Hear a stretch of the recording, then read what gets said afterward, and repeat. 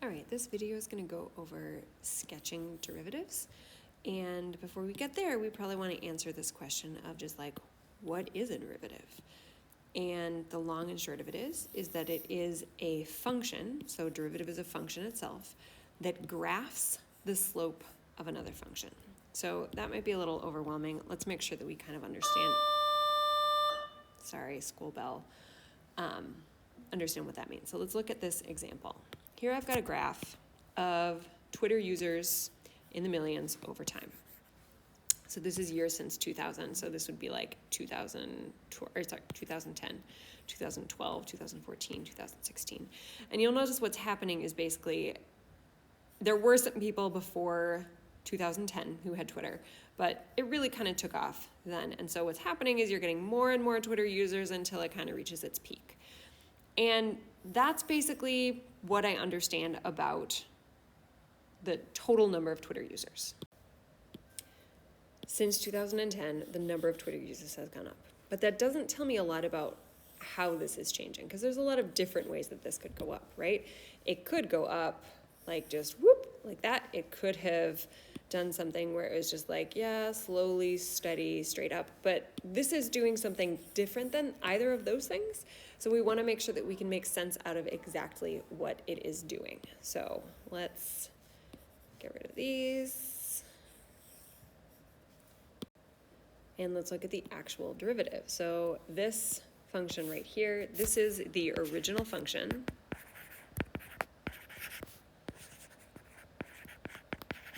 And this one down here, this is the derivative.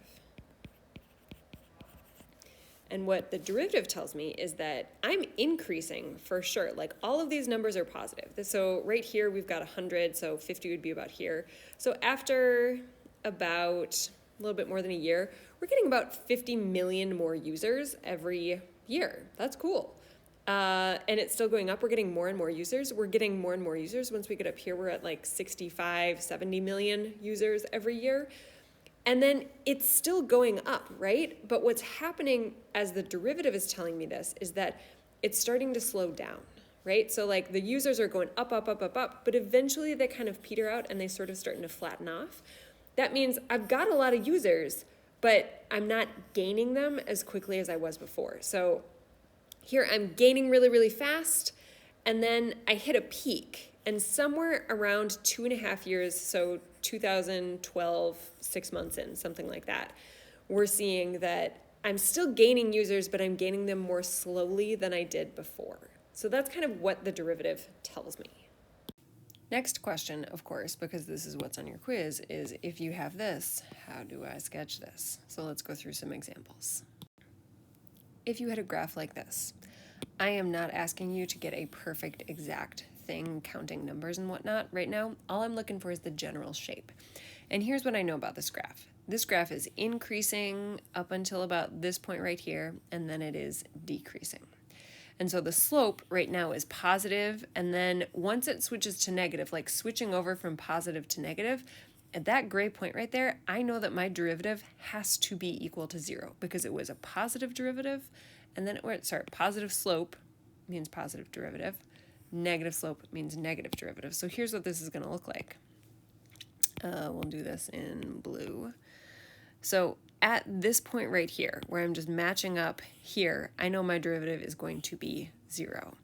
Before that, I have a positive derivative. And the way that you can think about this is like at this point right here, if I'm looking right here, if I were to sketch the slope kind of at that point, it's a pretty steep slope.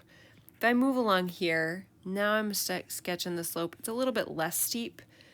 Up here, it's way less steep. And really what we're doing is we're getting an idea of what is the slope at each of these points. If I'm just kind of like continuing. Okay. So let's look at each of these points.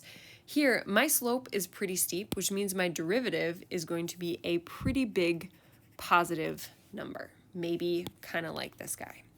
Here, it's still pretty steep, but it's not as steep as it was down here, so it's going to be a slightly less positive number, or less big positive number.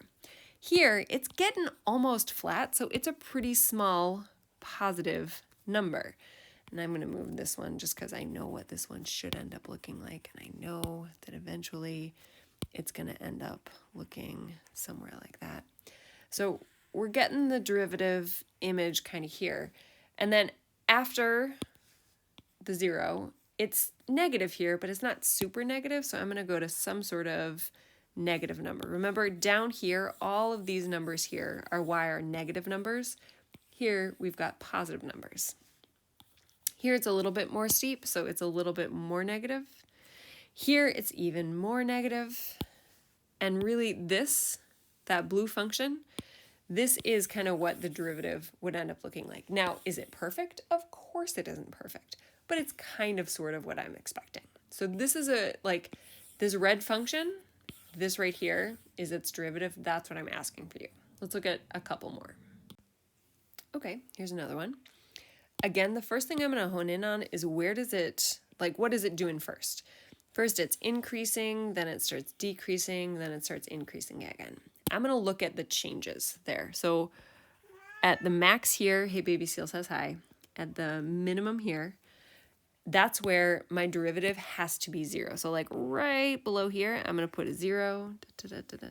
Right there, I'm going to put a 0. In fact, between these 2 points, I know my derivative is decreasing, so that means I have to have negative values for my derivative during that whole section.